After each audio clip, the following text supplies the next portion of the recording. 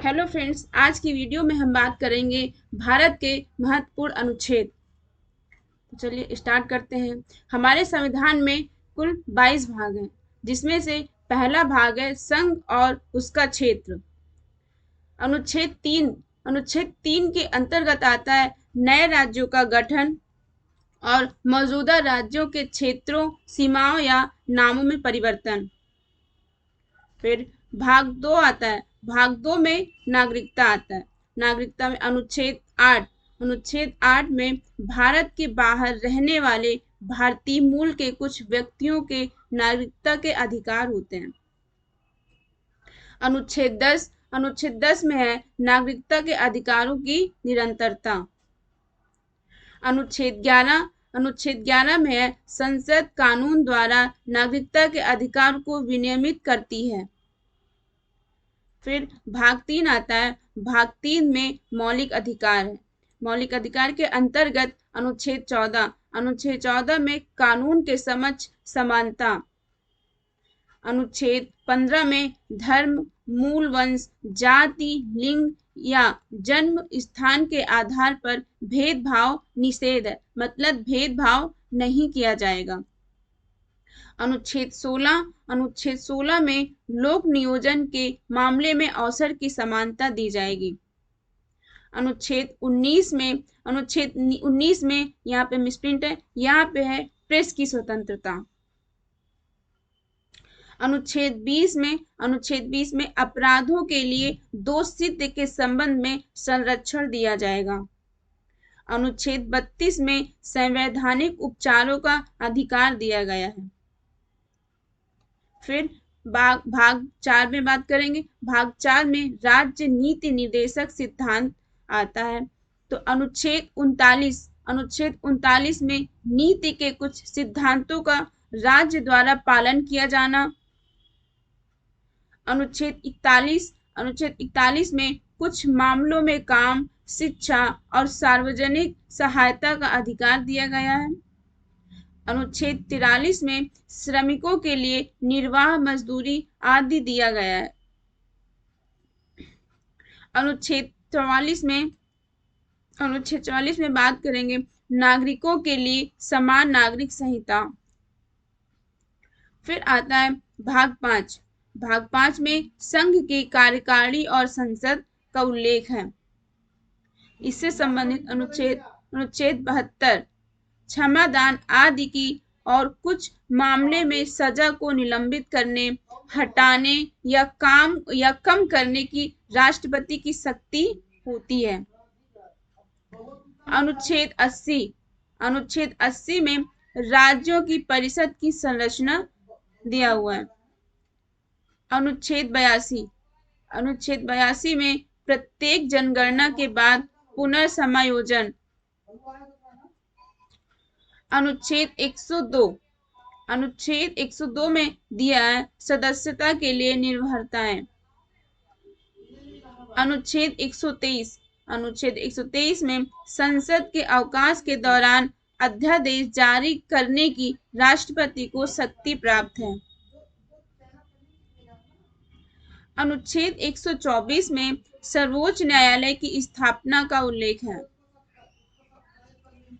अनुच्छेद 125 में न्यायाधीशों के वेतन का उल्लेख है।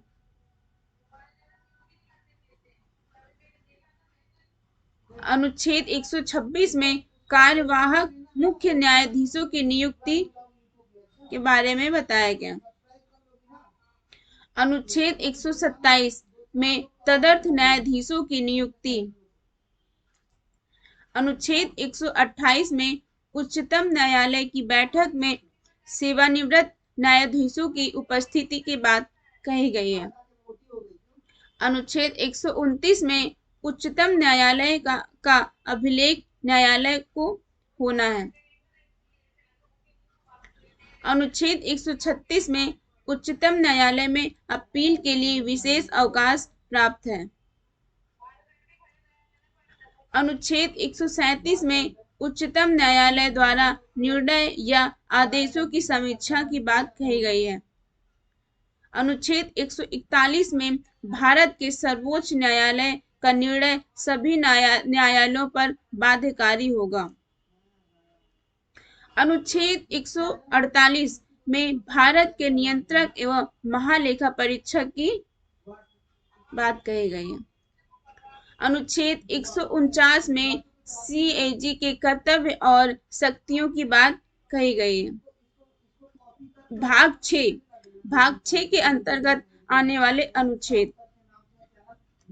अनुच्छेद 153 राज्य के राज्यपाल के बारे में कहा गया है। अनुच्छेद 154 राज्यपाल की कार्यपालिका शक्ति निहित है। अनुच्छेद 161 राज्यपाल की क्षमादान की शक्ति दी गई है। अनुच्छेद 165 में राज्य के महाधिवक्ता की बात कही गई है। अनुच्छेद 213 में अध्यादेश प्रख्यापित करने की राज्यपाल की शक्ति दी गई है। अनुच्छेद 214 में राज्यों के लिए उच्च न्यायालय की बात कही गई है।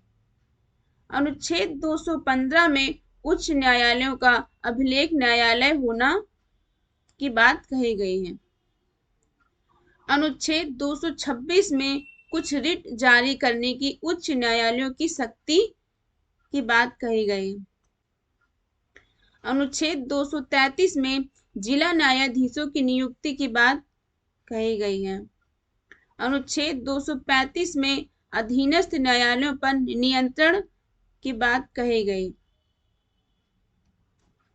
भाग 9 में पंचायती राज से संबंधित है। अनुच्छेद 243 ए में ग्राम सभा के बारे में दिया गया है। अनुच्छेद 243 बी में पंचायतों का गठन के बारे में दिया गया है। फिर आता है भाग 12। भाग 12 में वित्त, संपत्ति, अनुबंध और सूट के बारे में बात कही गई है। अनुच्छेद 266 में दिया है संचित निधि और लोक लेखा निधि की बात कही गई है। अनुच्छेद 267 में भारत की आकस्मिकता निधि की बात कही गई है। अनुच्छेद 280 में वित्त आयोग की बात कही गई है। अनुच्छेद 300 ए में संपत्ति का अधिकार दिया गया है। भाग 14 में केंद्र और राज्य के तहत सेवाएं की बात कही गई है। अनुच्छेद 312 में अखिल भारतीय सेवाएं। अनुच्छेद 315 में संघ और राज्यों के लिए लोक सेवा आयोग। अनुच्छेद 320 में लोक सेवा आयोग के कार्य। भाग 14 ए, तो भाग 14 ए में न्यायाधिकरण की बात कही गई है। अनुच्छेद 323 ए प्रशासनिक न्यायाधिकरण। आगे भाग 15, तो भाग 15 में चुनाव संबंधित दिया गया है। तो इससे संबंधित अनुच्छेद 324 निर्वाचनों का अधीक्षण, निर्देशन और नियंत्रण निर्वाचन आयोग में निहित होना। अनुच्छेद 325 में धर्म, मूल वंश, जाति या लिंग के आधार पर किसी भी व्यक्ति को किसी विशेष मतदान सूची में शामिल होने या शामिल होने का दावा करने के लिए अपात्र नहीं होगा। अनुच्छेद 326 में लोगों के सदन और राज्यों की विधानसभाओं के चुनाव वयस्क मताधिकार के आधार पर होंगे। भाग 17 में राजभाषा संबंधित है। इससे संबंधित अनुच्छेद 343 है, जिसमें संघ की राजभाषा की बात कही गई है। अनुच्छेद 345 में किसी राज्य की राजभाषा एवं भाषाएं। अनुच्छेद 348 में उच्चतम न्यायालय और उच्च न्यायालयों में प्रयोग की जाने वाली भाषाएं। अनुच्छेद 315 में अनुच्छेद 351 में हिंदी भाषाओं के विकास के लिए निर्देश दिया गया। फिर आता है भाग 18। भाग 18 में आपात स्थिति है।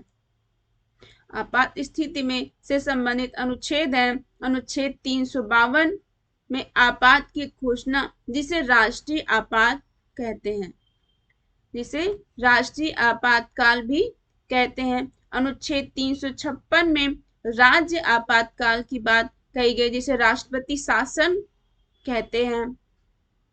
अनुच्छेद 360 में वित्तीय आपातकाल दिया है। फिर आगे बात करेंगे भाग 20 में। भाग 20 में संविधान का संशोधन दिया गया है। अनुच्छेद 368 में संविधान में संशोधन करने की संसद की शक्तियां दी गई हैं। तो दोस्तों ये वीडियो यहीं पे समाप्त होती है। अगर वीडियो पसंद आए तो लाइक शेयर कमेंट जरूर करना। Okay, thank you.